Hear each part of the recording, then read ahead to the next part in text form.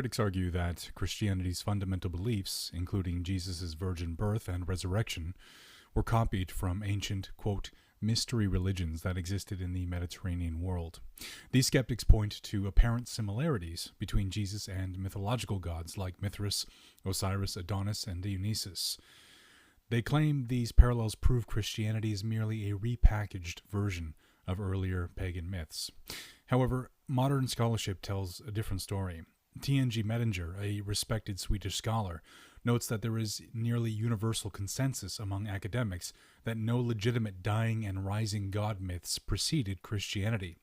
While Mettinger himself identifies a few possible exceptions, he ultimately concludes that these bear no meaningful resemblance to Jesus' resurrection account. The key differences are significant. Ancient myths typically occurred in an unspecified past, were cyclical in nature, and often connected to seasonal vegetation patterns.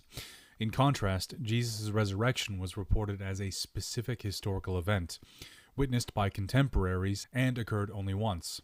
Moreover, unlike pagan myths, Jesus' death was portrayed as a sacrifice for sins. Examining specific examples further weakens the copycat theory. The Baal myth explained seasonal rainfall patterns. Osiris wasn't truly resurrected, but became a shadowy underworld figure.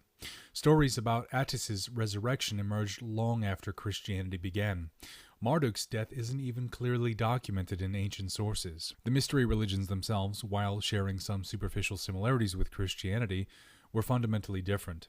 These secretive cults offered salvation through initiation rites and were often tied to natural cycles. The oldest, the Eleusinian cult of Demeter, predated Christianity by several centuries, while others, like Mithraism, gained popularity later.